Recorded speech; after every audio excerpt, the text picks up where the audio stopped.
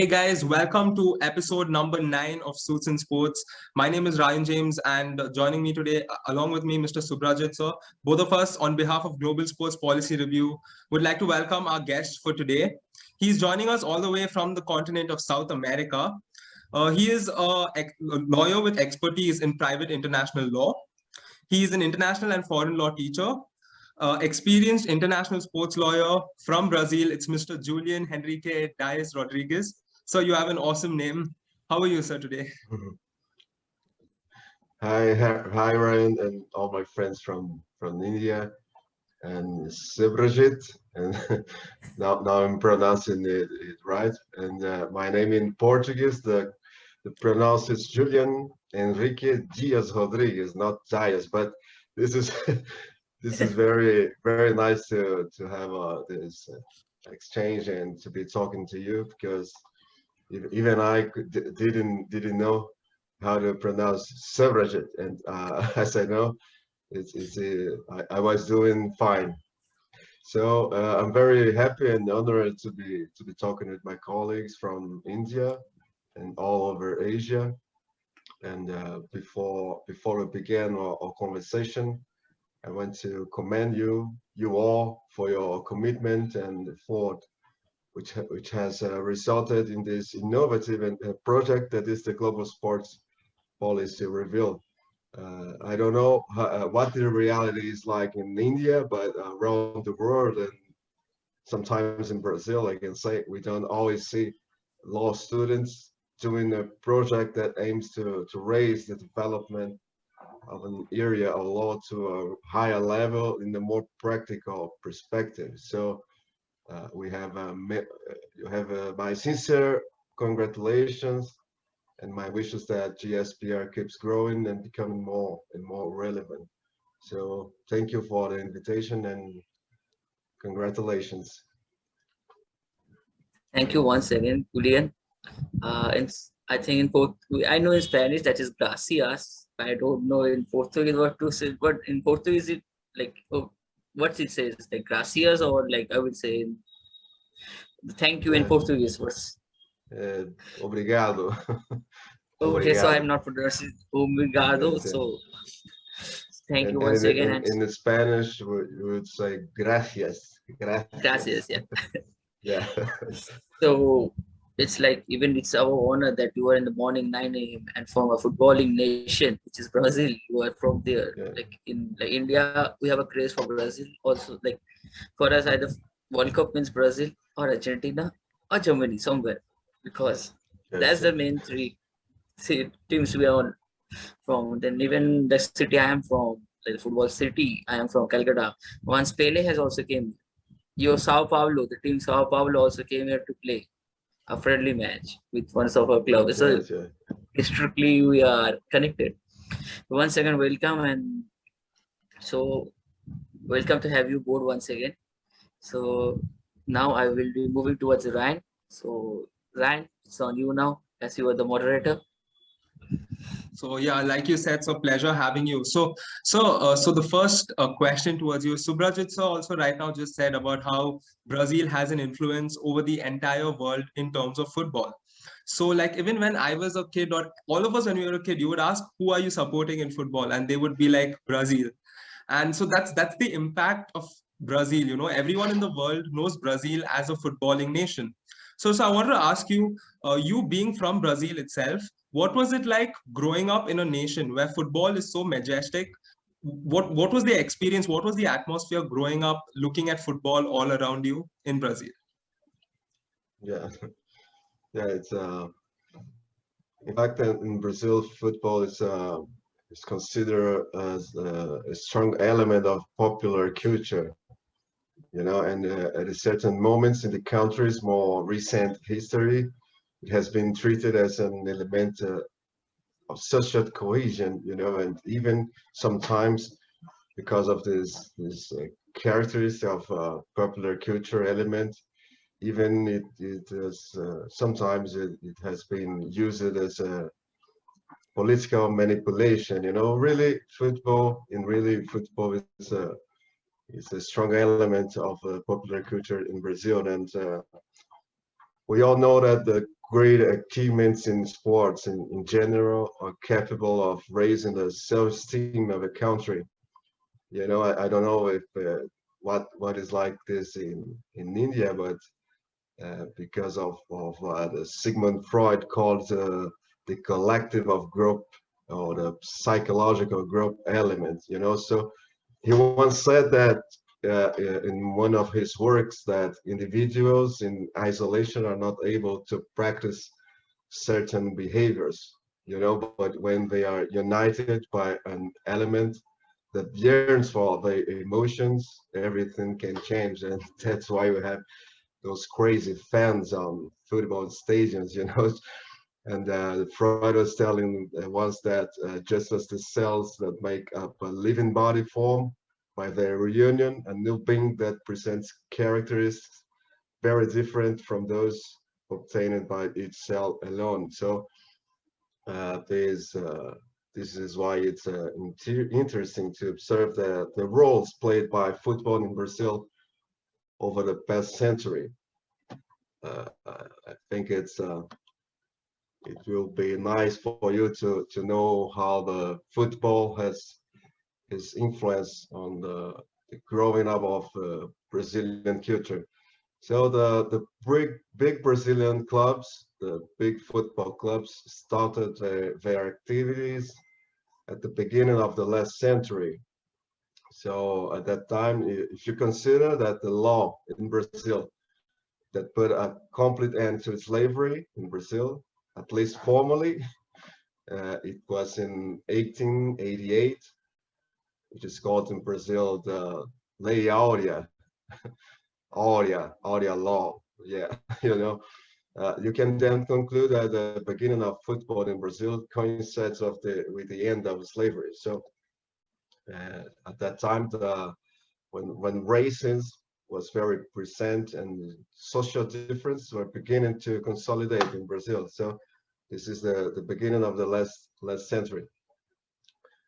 And then some 15 years before before the law that put an end in slavery in Brazil, then in 1895 Flamengo was born. Flamengo, perhaps the oldest club among the big ones in Brazil. Flamengo was playing with, I don't know, this last club's championship, and this last one, Flamengo was the champion of the Americas. This last Libertadores da America championship. So, and in the first decade of century, the last century, most of the big clubs active today in Brazil emerged. You know, São Paulo, I don't know São Paulo, but Corinthians, Internacional, and many big clubs started. They were born in the beginning of the last century. And the social and cultural diversity typical of Brazil also began to take shape at this time. So in the context of football, we had clubs at that time founded by sectors of the social elite, you know, and clubs founded by industrialists and productive sectors. Also many clubs founded by European immigrants, and also more popular clubs formed by the social classes that years before had been enslaved. So even clubs founded by native Brazilians whose descent comes, of course, from the Portuguese. So in the beginning of the last century, you had many clubs with different origins emerging in Brazil. And you can assume that the racial issue was very present at that time, and football helped to develop a consciousness about this big problem that unfortunately persists until today. So you can see that some clubs at that time did not accept black players. This is something interesting to talk about, because there at that time, in the middle, even in the middle of the last century, we can see even comical, but at the same time sad stories of clubs that required that the black players had to wear something like a powder puff to play, you know. So this kind of racist issues were very present and very strong in football in Brazil. So decades later, we would see the emergence of the one who is considered by many to be the greatest soccer player of all time, Pelé, of course. And some people tell that Maradona from Argentina is the biggest one. And nowadays, some people tell that Cristiano Ronaldo from Portugal is the biggest one, or Lionel Messi is the biggest one. But in fact, that Pelé is a part of the history of football. And so we can say that in the beginning, football had this aggregation function in Brazil, you know, and exposed the problem of racial discrimination. So in the 1970, so the Brazil that time won the World Cup, the third one. So Pelé was the big star of the of that World Cup, and in that year, a regime that many classify as a dictatorial in Brazil gained strength. So you can see that the influences of football in Brazil's story and the history of Brazil and Brazilian culture. That time, the fact of having won the World Championship for the third time brought Brazilians a lot of pride and the feeling that we are power. So, you know, this feeling that Sigmund Freud was telling about. So for many analysts, these facts serve as an instrument to stimulate patriotism and for this military regime, this dictatorial period, and was therefore useful for the politicians of the time, you know, so who manipulated this feeling in society in favor of the political goals. So it is only more recently that football has been seen as a product, as an element of the consumer market, but still, of course, an element of social cohesion. So facing all the social problems common to Brazilian society, the football is seen by many as an escape valve, you know, but there are still many who criticize it for supposedly being something like an element of alienation from reality. That is, so people mobilize more to watch a football championship final match than to fight for their rights. But that as it may, the football is undoubtedly a very important element of social unity in Brazil, and growing up in this reality, I can tell you that it's funny because the football playing in the streets, the kids playing football in everywhere, in the beach, in the fields, you know. So, this makes the Brazil's. I should tell you something like it's a funny perspective. It's a funny country because of this, because football has this uh, it's happy, you know. When you are playing a final match, maybe people are not so happy. They are one against other, but when you're playing football with your friends, with the kids playing football in the streets, this makes the landscape, the social landscape in Brazil, very fun. It's very nice to travel around Brazil and see that the young people, the guys, the kids are playing and having fun with a sport, you know, at the end we need to remember that football it's a sport. It's a very good for the for many and many purpose. So uh, you have now a short uh, history of the how the football uh, makes part of Brazilian culture, the social issues related to football. I don't know if in India we can have something like this, but some countries have an element of social cohesion related to religion. Some others with wars. Maybe we can see it in the history of mankind. And Brazil has this characteristic of having a sport, the football, as a strong element of this culture and the social unity. It's very nice. So, Julian, I want to ask you another thing.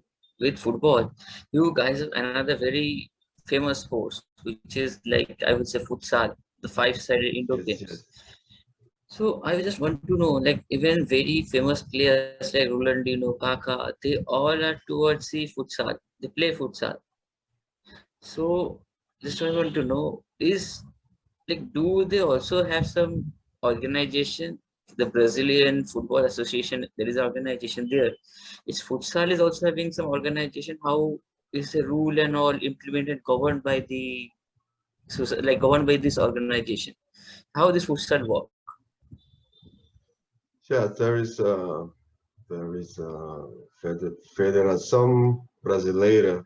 In Portuguese, it's the Brazilian Federation of Futsal. In Brazil, we use this designation, the futsal. So many, as you said, many of the big players started playing in Brazil the futsal, like Neymar. I think also Ronaldinho Gaúcho.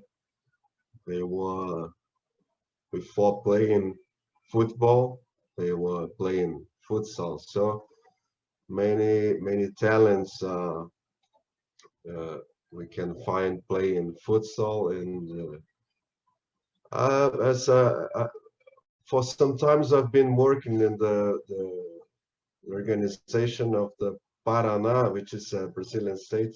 Paraná Association of Futsal, and at that time, maybe 10 years ago, they were discussing the fact that futsal was not accepted as an Olympic sport, and Brazil was trying to, the Brazilian guys that were working with futsal were trying to make the futsal an Olympic sport.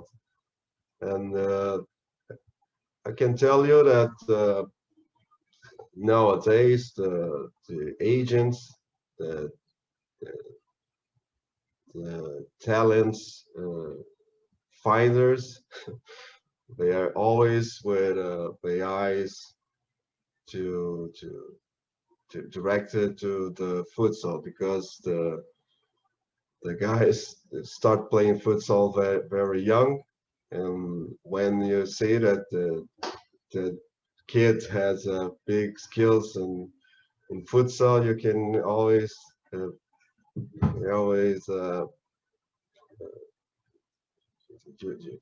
this is clear that in the future this guy will be a great football player.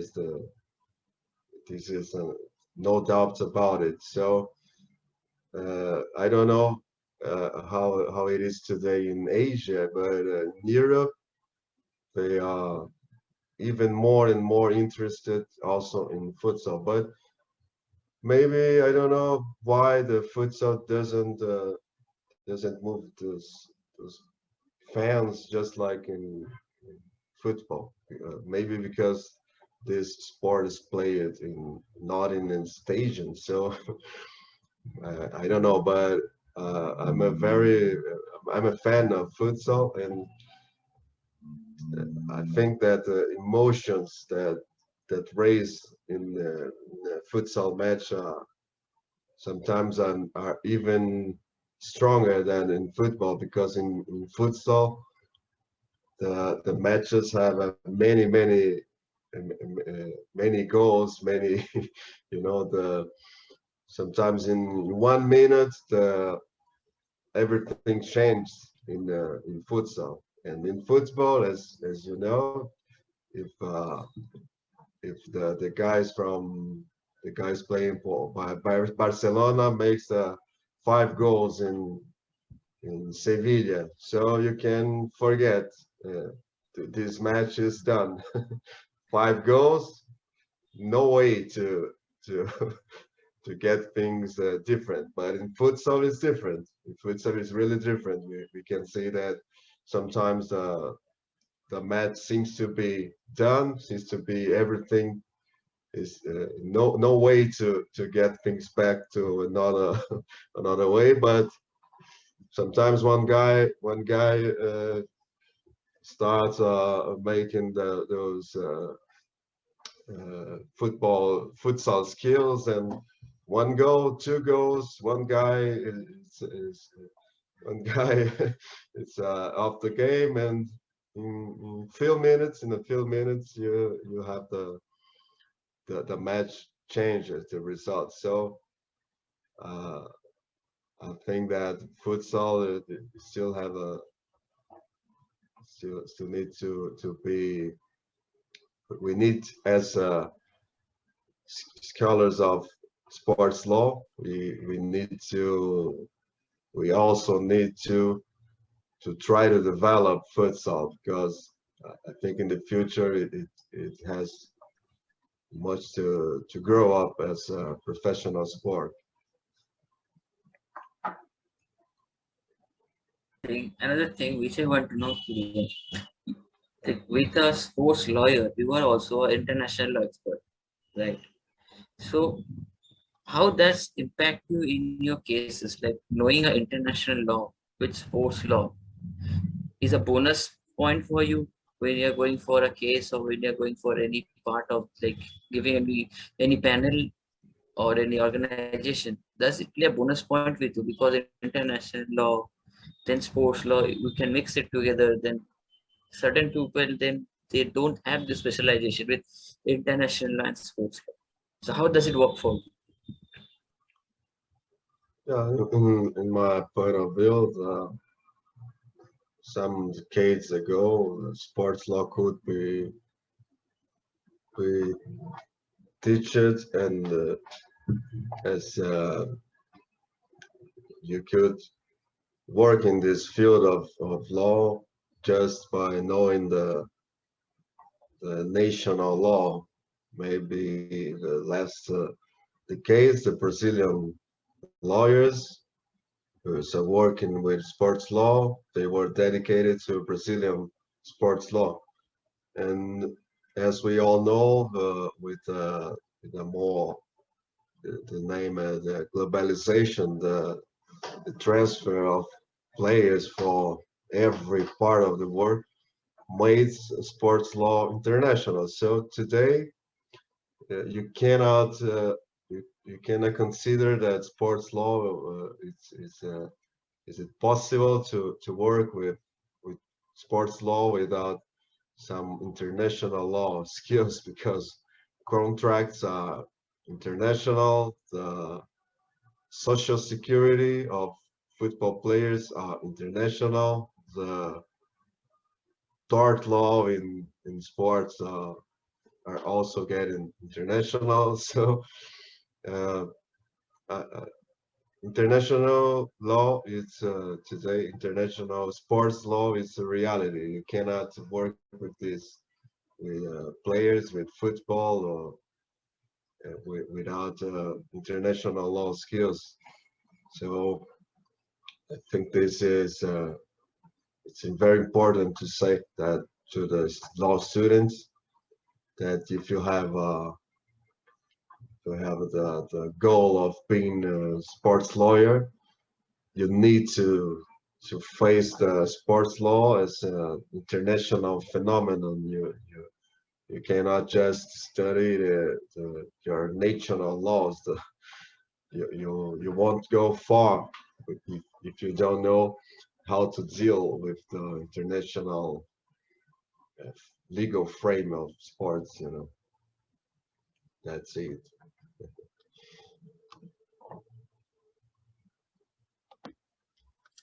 Well said, sir. Thank you so much. It was actually a good insight to all of us in regard, especially a lot of students who are listening to this can actually take good, good points back and realize that, it's very important to look at it from an international perspective and not limit it to a very Yes. singular thing. So my other question to you is, it's again in regard with football in Brazil. So I think recently, 2014, there was a football World Cup in Brazil. So were you in any way associated with it? Or if you weren't also, how was it like to be in the presence of a World Cup? What was the atmosphere?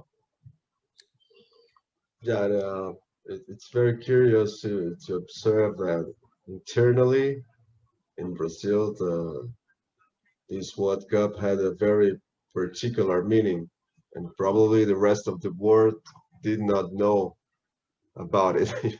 And here again, we find politics and its relations with sports. So first of all, I have to tell you that the globalization of football has somewhat weakened Brazilians' feeling of patriotism towards the national team, which we call the Seleção Brasileira, the national Brazilian football team.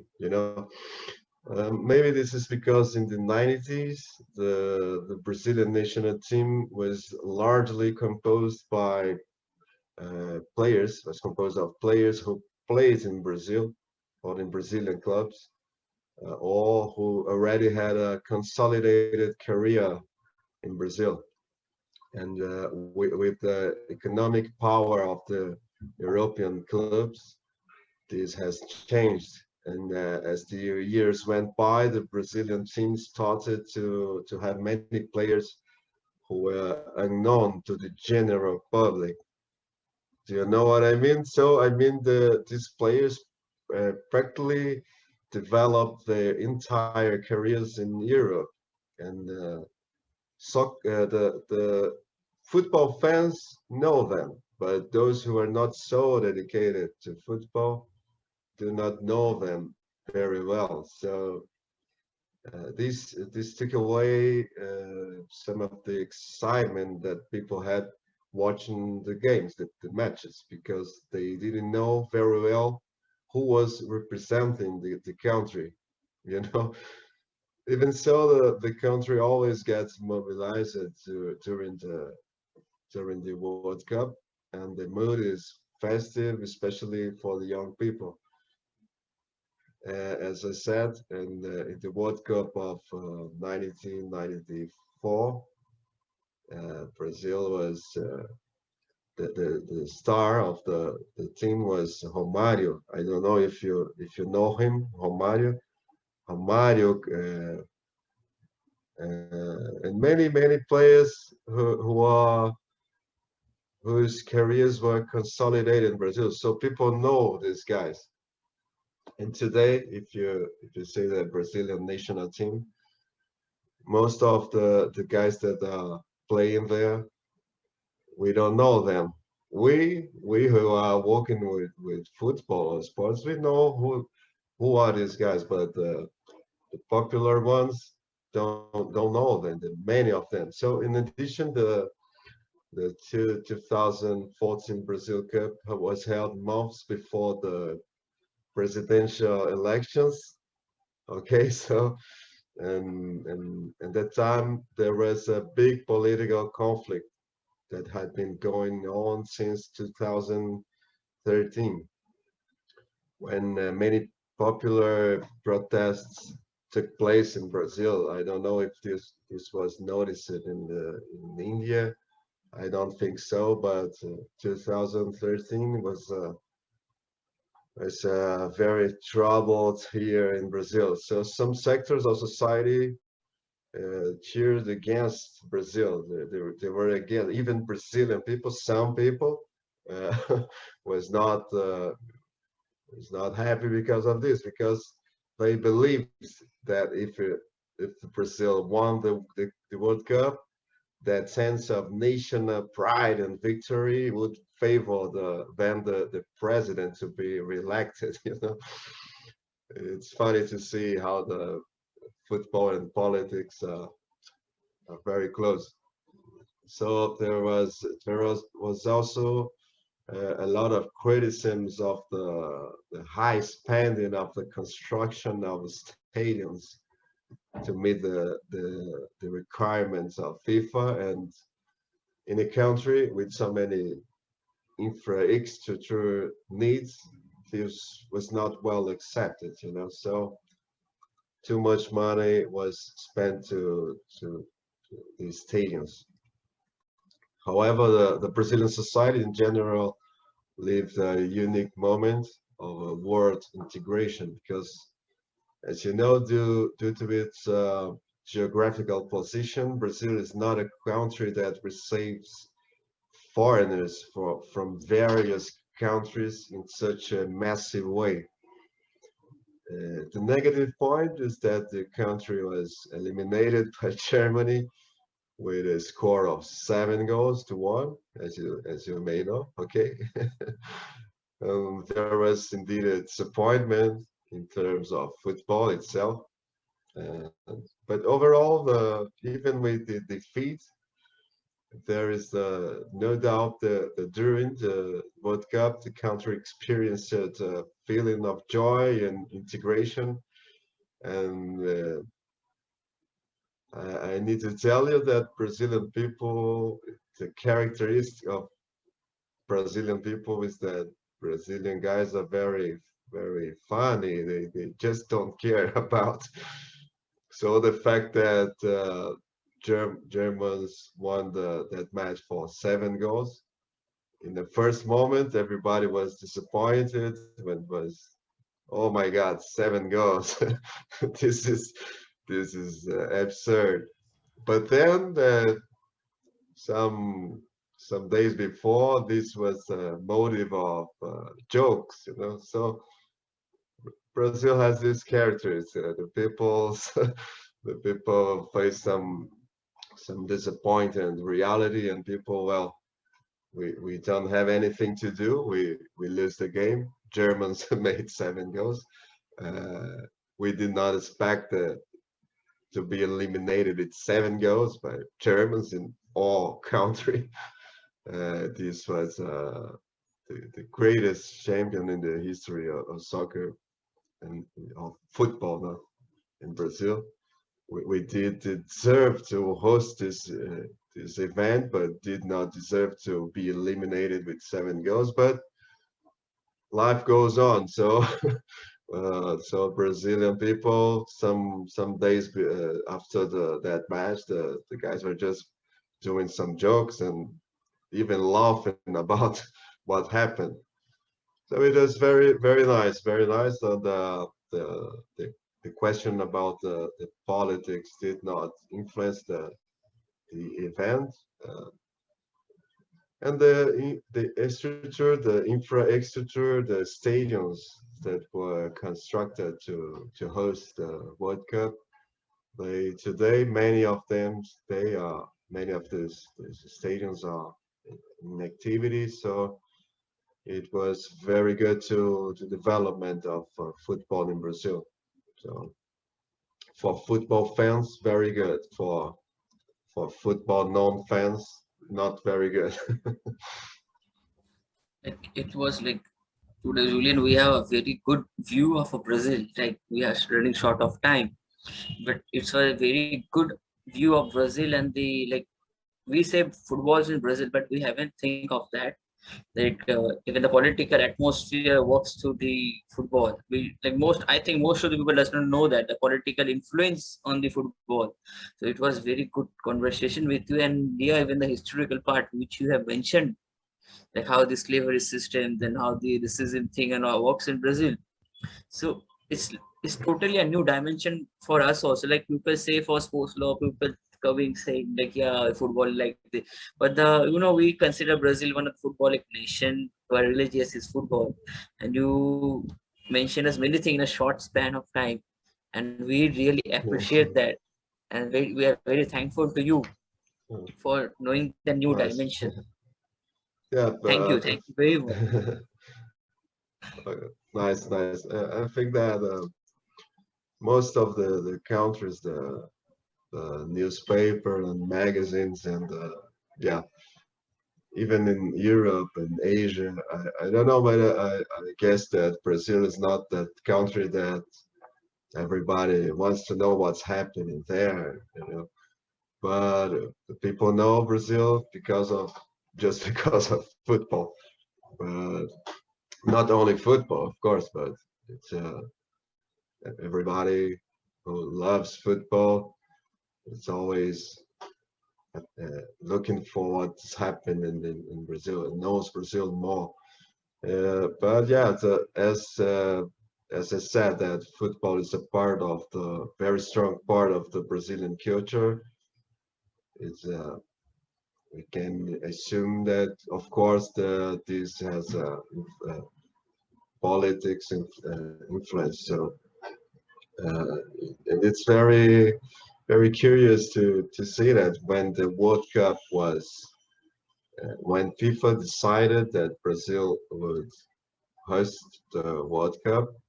At that time, many and many years before the World Cup, people were very proud, and it was a very festive moment. People were very happy because of this. And the years passed, the things changed, the political situation changed, social problems, corruption. The, as you can see, maybe uh, I'm I'm sure you don't know, but if you see the picture of the Brazilian politics that were at that time of when FIFA announced that Brazil would be the host of the World Cup, those guys at that time were representatives of Brazil, the president, the governors, those guys. Some years after, they were they were they were put in the jail. They were arrested because of corruption scandals. So as you can see, this had some influence in the mood of the country in the World Cup, but everything was very fine, very good, and the foreigners who came to Brazil to watch the matches were in the festive moods, party everywhere, and so of course the Brazilian society would not lose the opportunity of being part of this big party.